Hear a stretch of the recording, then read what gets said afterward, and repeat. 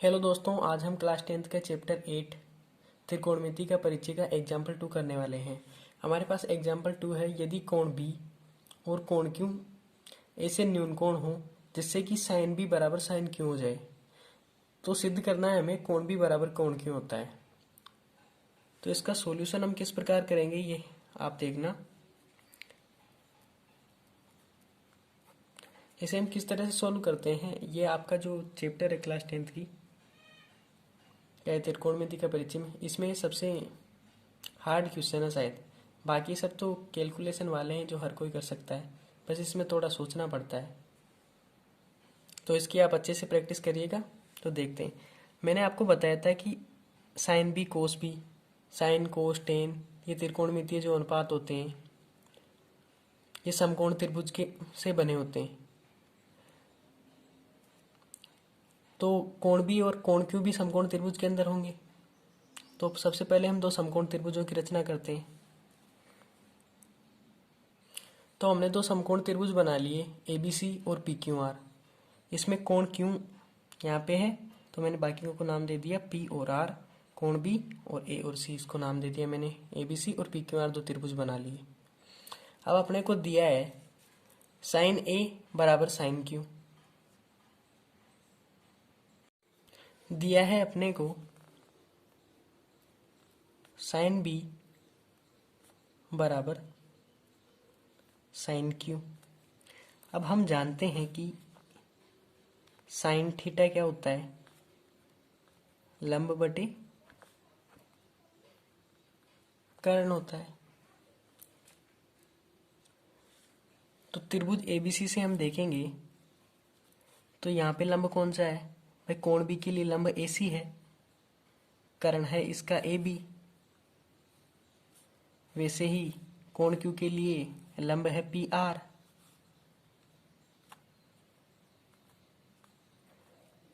और कर्ण है P Q. अब मैं इसे क्या करता हूँ कि देखो, ये क्या है, लंब है, ये कर्ण है ए बी सी के लिए, और ये पी क्यू आर के लिए ये लंब है पी क्यू आर त्रिभुज में, और ये कर्ण है। तो अब मैं लंब लंब एक जगह ले लेता हूँ और कर्ण कर्ण एक जगह लगाता हूँ वज्र गुणन से। तो ए सी बाई पी आर और ए बी बाई हो गया अपना पी क्यू। मैं इसे मान लेता हूँ ये के बराबर है।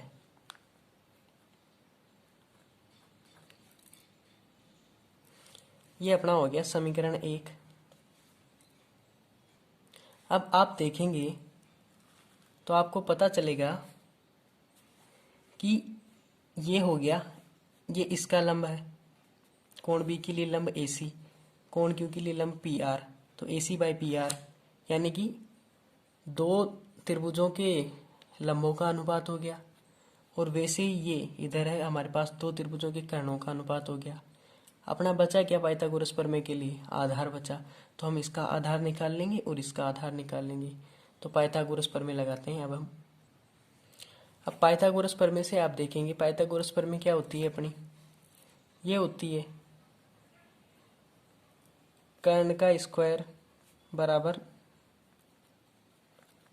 आधार स्क्वायर प्लस लंब स्क्वायर। ये अपनी पाइथागोरस प्रमेय होती है। तो इसमें आधार क्या है बी सी, इसमें आधार क्या है क्यू आर। तो हम ये निकाल लेंगे। तो होगा क्या, अपना आधार होगा क्या होगा, कर्ण स्क्वायर माइनस लंब स्क्वायर। तो देखिए अब किस, तो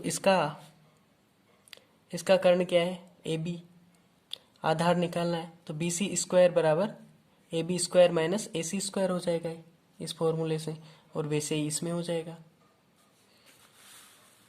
तो क्या होगा अपना, तो ये हो गया अपना बी सी बराबर तो हो गया under root A B square minus A C square, और क्यू आर बराबर हो गया P Q square minus P R square. अब यहाँ पे अनुपात में है त्रिभुज ए बी सी का की जो भुजाएं हैं उसका करस्पॉन्डिंग भुजाएं पी क्यू आर से अनुपात हो रखा है। तो हम इनका भी अनुपात कर देंगे, B C by Q R कर देंगे, B C by Q R कर देते हैं अब हम।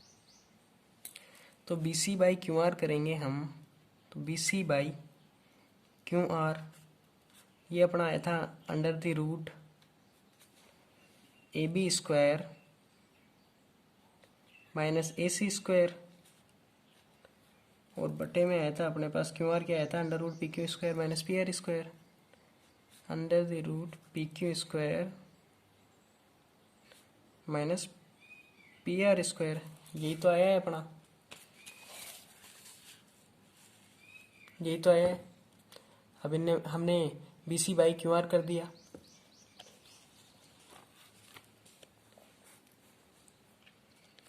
अब हम समीकरण 1 में देखेंगे तो आप देखोगे कि समीकरण 1 में क्या हो रहा है। समीकरण 1 से हम AB और AC का मान निकाल लेंगे। समीकरण 1 में देखेंगे आप तो यहाँ से मैं इसे मान सकता हूँ कि ये हो गया। समीकरण 1 से आप देखोगे तो यहाँ पे देखो AC बाई PR है बराबर के ले सकता हूँ मैं, तो AC मेरा क्या हो जाएगा, के PR हो गया ना। वैसे ही AB क्या हो जाएगा मेरा, के PQ।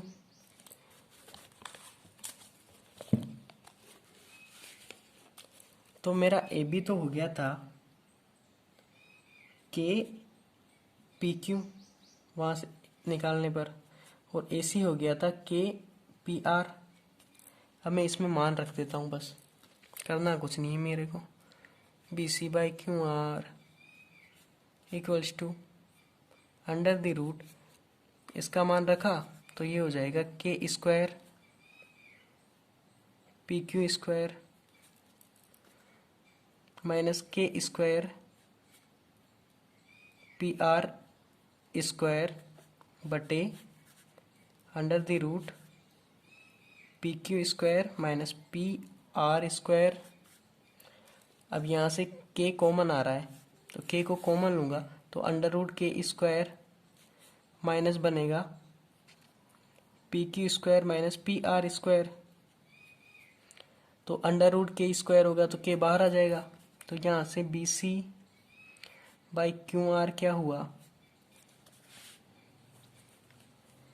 ये बाहर आ जाएगा k, और अपने पास अंडर रूट के अंदर क्या बचेगा, PQ square minus PR square, और बटे में भी PQ square minus PR square cancel हो जाएगा।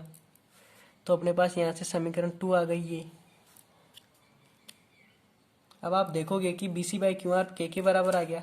अब आप समीकरण 1 को देखो, AC by PR AB by PQ के बराबर आ रहा है, तो हम समीकरण 1 और समीकरण 2 की तुलना कर देते हैं। समीकरण 1 व समीकरण 2 की तुलना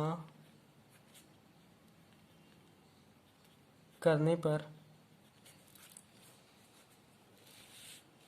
आप देखोगे कि AC बाई PR बराबर हो गया AB बाई PQ के, बराबर आ गया अपना BC बाई QR। ये तीनों बराबर हो गई। अब आपने चैप्टर 6 में एक प्रमेय है, उसके अनुसार एक त्रिभुज की जो भुजाएं होती हैं वो दूसरे त्रिभुज की करस्पॉन्डिंग भुजाओं के का अनुपात अगर बराबर हो तो उस त्रिभुज की समरूप होता है। एक त्रिभुज दूसरे त्रिभुज का समरूप होता है तब उसके कोण भी बराबर होते हैं। तो हमारे पास प्रमेय क्या थी, वो उस प्रमेय से कोण भी बराबर कोण क्यों हो जाएगा। तो प्रमेय लिख देता हूं मैं एक बार। प्रमेय क्या थी अपनी, यदि दो त्रिभुजों में एक त्रिभुज की भुजाएं दूसरे त्रिभुज की भुजाओं के समानुपाती हो, समानुपाती का मतलब है एक ही अनुपात में हो। एक त्रिभुज का कर्ण वो क्या है, ये क्या है, लंब दूसरे त्रिभुज के लंब के अनुपात में हो, बराबर दूसरे त्रिभुज का कर्ण एक त्रिभुज का कर्ण दूसरे त्रिभुज के कर्ण के अनुपात में हो, वैसे ही आधार आधार के अनुपात में हो, तो इसके संगत कोण होते हैं ना। तो फिर त्रिभुज का जो हमारा त्रिभुज है उसके संगत कोण बराबर होते हैं तथा त्रिभुज समरूप होते हैं। तो इस प्रमेय के अनुसार आप देख सकते हैं कि हमारा अनुपात क्या था कि AC अनुपात है PR के, AB अनुपात है PQ के, कर्ण कर्ण के अनुपात में है, BC अनुपात है QR के, आधार आधार के अनुपात में है।